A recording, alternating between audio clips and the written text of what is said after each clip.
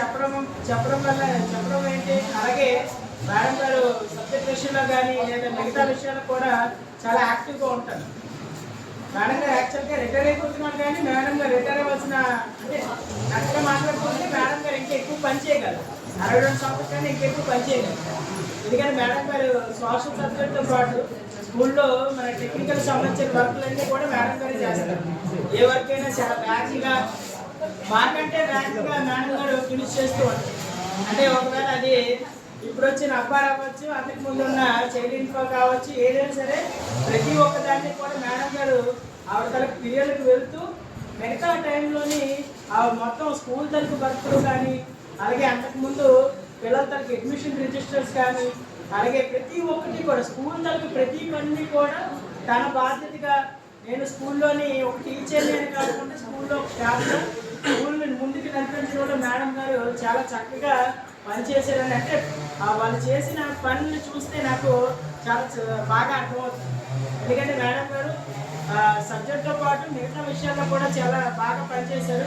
నిజంగా చెప్పాలంటే మా స్కూల్లోని ఈ మేడం గారు అలాగే మా విజయలక్ష్మి మేడం గారు ఇద్దరు కూడా అంటే మాకు ఎవరైతే పెద్దవాళ్ళు ఎలాగైతే ఉంటారో మన ఇంట్లోనే ఆ విధంగా ప్రతి విషయంలో సబ్జెక్ట్ విషయంలో కానీ మిగతా విషయంలో కూడా మనతో పాటు సహకరించి ఏది చేయాలన్నా దాంతోపాటు సార్ మేము కూడా మీతో పాటు ఉంటామని ప్రతి విషయంలో కూడా మనకి వెనకాల నుండి ప్రోత్సహించే వ్యక్తులుగా మనం మాట్లాడుకోవచ్చు.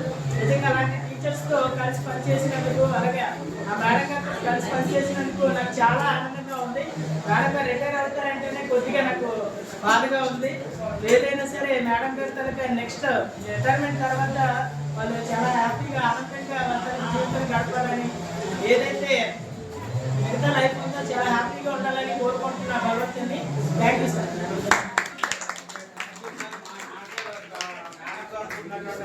చక్కగా మనకి వివరించారు. మేడం గురించి మనందరికీ చాలా తక్కువ చేసినప్పటికీ చాలా ఇంకా మేడం కోసం ఎవరైనా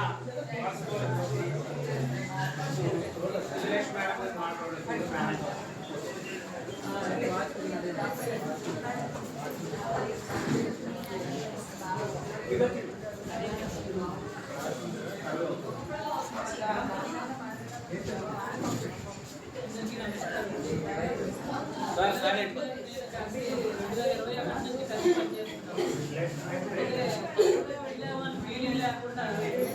స్టాఫ్ అందరూ కూడా అక్క చెల్లెళ్ళలాగా కలుపుతున్నాడు.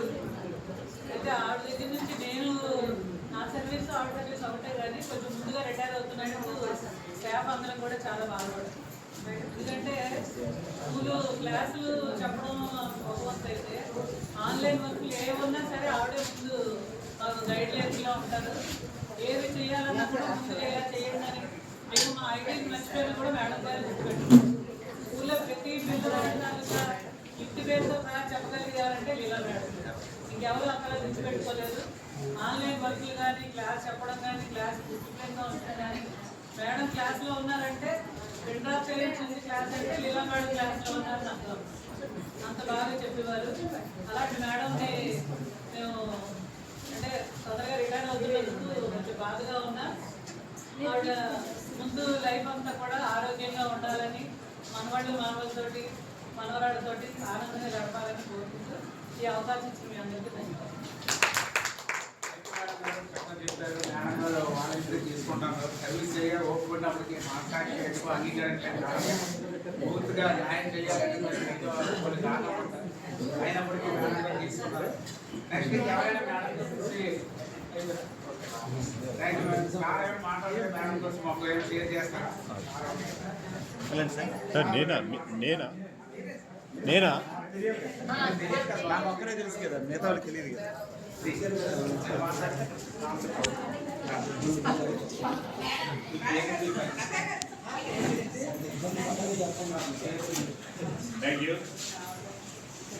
నేను రిటైర్ అయ్యాను. అయితే సబ్జెక్ట్ అయితే సేమే. నేను ఈ social welfare residential schools and colleges ఉన్నాయి. మన జోన్ 1లో ఉన్నాయి.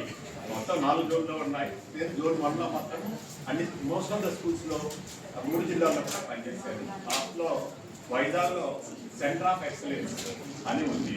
అక్కడ సుమారుగా 8 జిల్లాల నుంచి విద్యార్థులు వస్తారు. ఆ సెంటర్లో కూడా ఆ సంస్థలో కూడా కొంతమందిలో పనిచేస్తారు. అది పనిచేసి 5 సంవత్సరాలు బట్టి విశ్రాంతిని తీసుకుంటున్నాను. అయితే ఇక్కడ మనకి ముఖ్యంగా ఏంటంటే మొన్న జూన్లో మేడం గారికి ఒక మైండ్ ఆపరేషన్, ఆ మైండ్ ఆపరేషన్ అయినా సరే చిన్న డిఫికల్టీ వచ్చింది. అది కూడా లాప్రోస్కోపిక్ అయింది. ఎందుకంటే ఇప్పుడు gallstones, gallbladder removal ఇచ్చే కామన్ ఇప్పుడు అయిపోతుంది. ఎందుకంటే మన లైఫ్ స్టైల్లో అది ఒకటి బాగా అయిపోతుంది. జెంట్స్కి లేడీస్కి కూడా అది ఒక వారం రోజులు మనం ఇబ్బంది పెట్టింది. కోలుకోవడానికి సుమారుగా ఒక 2 నెలలు పట్టింది. ఇప్పుడు అయినప్పటికీ ఒక అవయవం అనేది లేకపోవడం వల్ల దానికి ఫంక్షన్స్ కూడా ఉంటాయి కనుక కొంత ఇబ్బంది ఉంది. అంతేకాకుండా ఆమె ఎర్లీగా రిటైర్ అవ్వని పిల్లల నుంచి కూడా కొంత ఒత్తిడి ఉంది. మా పెద్ద అబ్బాయి is a student of IIT Kharagpur. వాడు సుమారుగా 10 సంవత్సరాలు అయిపోయింది. అది పూర్తి చేస్తారని చేసి అక్కడ ఎంటెక్ కూడా అక్కడ పూర్తి చేసేది, అక్కడ బీటెక్ కూడా పూర్తి చేసాడు, డ్యూయల్ డిగ్రీ పూర్తి చేశాడు. ఆ తర్వాత కొన్నాళ్ళు ఇక్కడ పనిచేసాడు. మన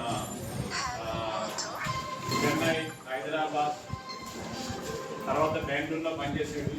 ఈ సిటీస్లో ఉన్న పొల్యూషన్ని, ఈ సిటీస్లో ఉన్న కంజెషన్ని చూసి నాకు వద్దు అని యూరప్ చెప్పాడు. అమెరికా కూడా వెళ్ళడానికి ఇష్టపడలేదు. ఆ తర్వాత అక్కడ 3 సంవత్సరాలు ఒక కంపెనీలో, ఎల్ప్ అనే కంపెనీలో పనిచేసాడు. అసలు ఇది కాదని అంతకు ముందే ఒక స్టార్ట్అప్ లో పనిచేసాడు. వాళ్ళ ఖరగ్పూర్ స్టూడెంట్స్ కూడా మోస్ట్గా IITians యొక్క అంబిషన్ ఏంటంటే they want to be entrepreneurs. ఆ విధంగా వీటికి కూడా ఆ ఎంటర్‌ప్రెన్యూరల్ అంబిషన్ ఉండిపోయింది కనుక అది యూరప్ వెళ్ళిన తర్వాత ఒక 2 తన CEO గారు ఒక కంపెనీని ప్రారంభించాడు. అది నడుస్తున్నది. అయినప్పటికీ మళ్ళీ కొత్తగా ఇంకొకటి ఇప్పుడు AI అనేది ఇట్ ఇస్ నౌ AI అనేది ఇప్పుడు నడుస్తున్నది కనుక దాని మీద కూడా ఒక స్టార్ట్అప్ మళ్ళీ రేపు డిసెంబర్ నుంచి, జనవరి నుంచి ప్రారంభిస్తున్నాడు. అది this is what about my elder son. మా రెండవ వాడు కూడా IIT వచ్చింది. అంటే మా పిల్లలు ఎందుకు చెప్తున్నారంటే సో దానికి కారణం తల్లి. అది నా ఉద్దేశం.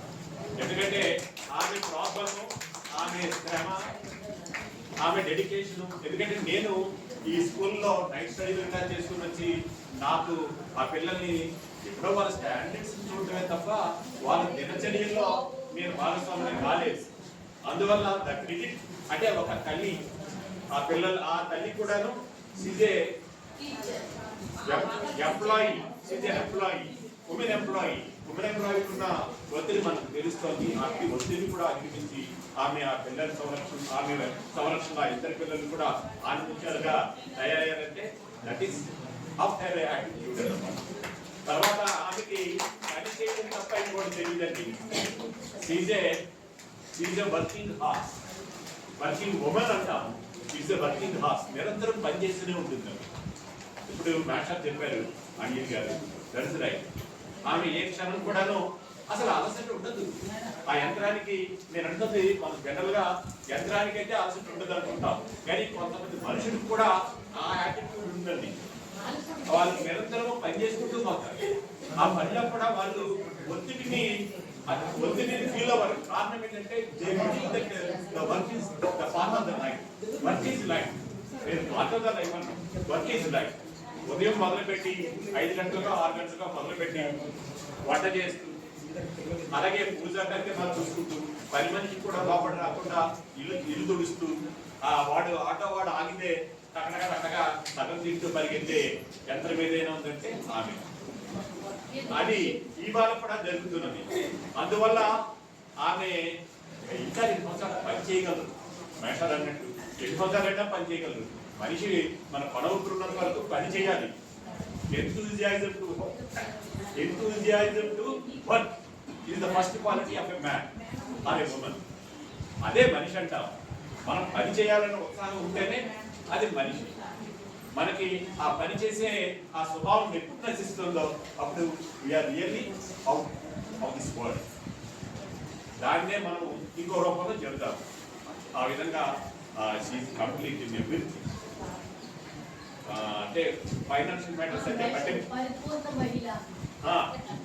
ఫైనాన్షియల్ మ్యాటర్స్ అయితే మేడం గారికి పెద్దగా ఆమె దృష్టి పెట్టరు.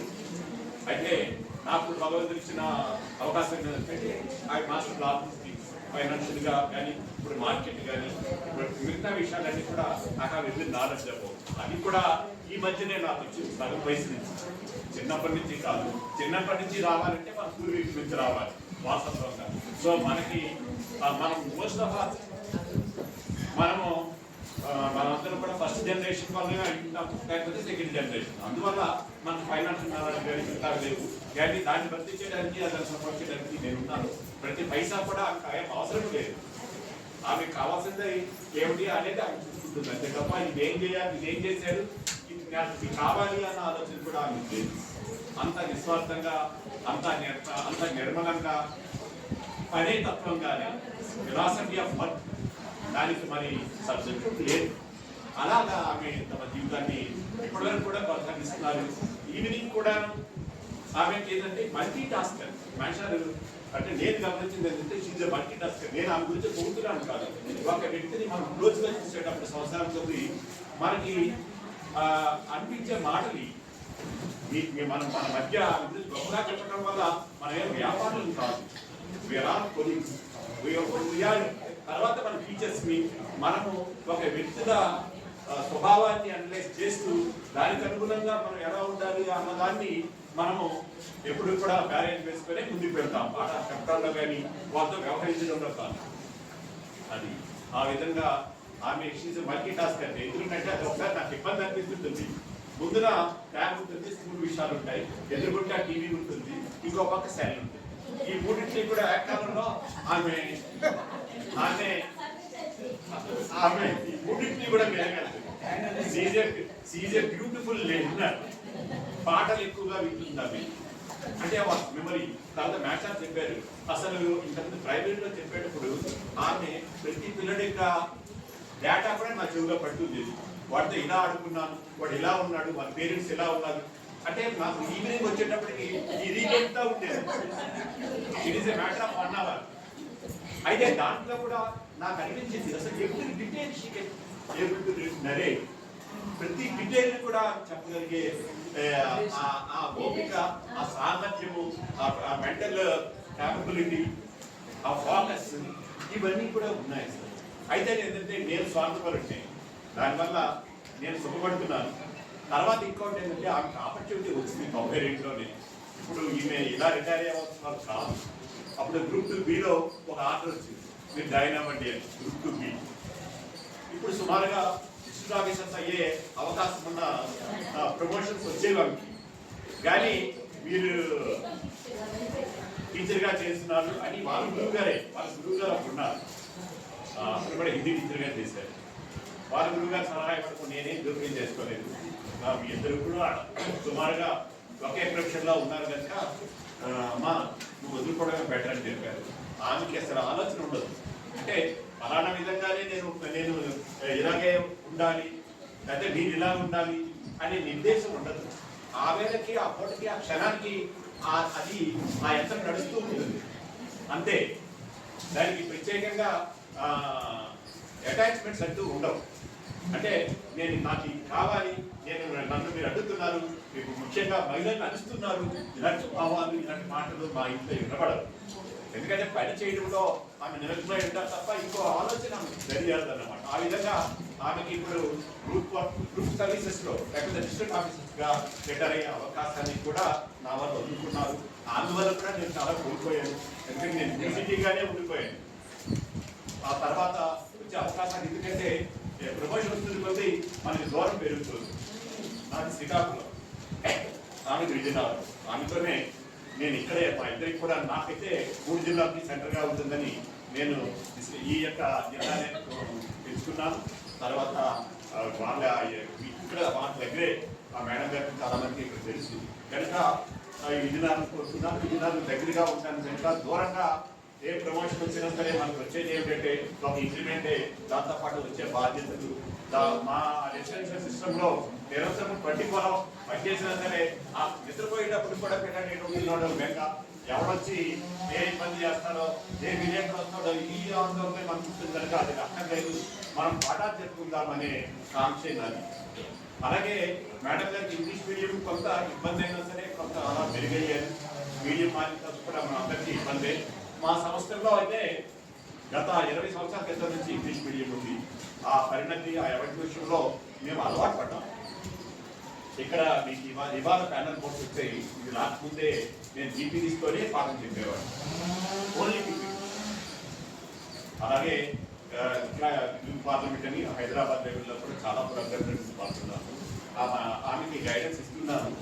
కానీ ఇంకా ఇప్పుడు ఎన్సీఆర్టీ బుక్స్లో వచ్చిన మార్పులు ఇవన్నీ కూడా మనందరినీ కొంత ప్రత్యేకంగా వర్క్ చేయవలసిన అవసరాన్ని, ప్రత్యేకంగా ఇలాగా గ్రూప్గా కలిపి కావాల్సిన అవసరాన్ని మనం గుర్తు చేస్తున్నాం. ఇలా ఎన్నో పరిణామాలు వస్తున్నాయి, దానికి మనం రెడీగా ఉండాలి. మరి ఆ కెపాసిటీ ఉన్నా సరే she has the mental capacity. ఎందుకంటే స్కూల్లో పిల్లలు ఒక్కరి గురించి కాదు, ఆ తల్లిదండ్రుల గురించి, వాళ్ళ బ్యాక్గ్రౌండ్ గురించి ఎవడైనా సరే ఆ స్కూల్లో కంప్లైంట్ వచ్చినా సరే, పేరెంట్స్ వచ్చినా సరే వాడి బయోడేటాని మెమరీ ఒక డ్రాయర్లోకి తీసి మనం కావాల్సినట్టే వాళ్ళ గురించి కట్టగలిగే mental faculty, beauty of mind, ఆ కూల్నెస్ ఆఫ్ మైండ్, ఆ ప్రెజెన్స్ ఆఫ్ మైండ్ అనుకున్నదన్నమాట. కనుక ఇవన్నీ చెప్పే అవకాశం మీ అందరికీ నాకు ఇచ్చినందుకు మీ అందరికీ మరొకసారి ధన్యవాదాలు తెలియజేస్తున్నాను. మొత్తం డీటెయిల్గా మొత్తం విషయాలు అన్ని చెప్పారు. మీరు ఎక్స్ట్రా టీచర్ కూడా మేడం గారు ఎందుకుంటారు మాకు అప్పుడే అన్ని చెప్పినప్పటికీ మీరు ఉన్నప్పుడు మీరే ఒక రిసోర్స్ టీచర్ గారు, మీరే చక్కగా చెప్పినప్పుడు మొత్తం మేడం గారు అలాగే ఉండి ఉంటారు.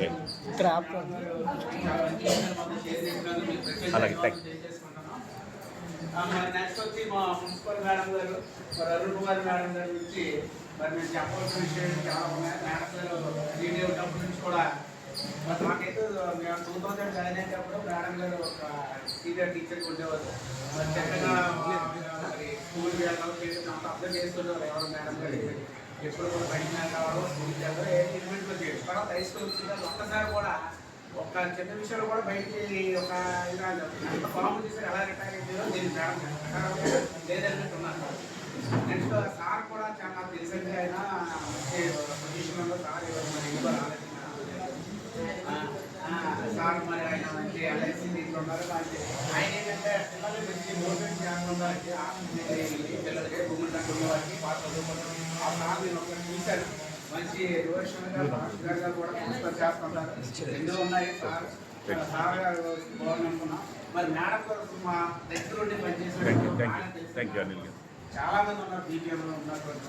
మరి మేడం గారి కోసం ఎవరైనా వాలంటీర్గా వచ్చి 4 విషయాలు జరగవలసిందో ఎవరు అడుగుతున్నారు. ఏం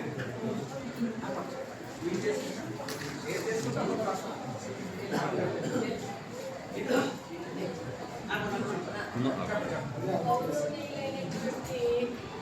మన స్కూల్ కాంప్లెక్స్ చైర్పర్సన్ మేడం గారు, విశాలాక్షి మేడం గారికి, అలాగే రిటైర్ అరుణ్ కుమార్ మేడం గారు, లీలా కుమార్ మేడం గారికి నమస్కారములు. అలాగే ఎంత మంచి ప్రోగ్రాము కండక్ట్ చేయడానికి ఆర్థిక సహాయం అందించి ప్రోత్సహించినటువంటి ఈ కార్యక్రమం చేద్దాం అనేటువంటి మన విజయకుమార్ మేషర్, శ్రీ మేషర్ వారికి, తర్వాత మా తోటి ఉపాధ్యాయులందరికీ కూడా నా నమస్కారములు.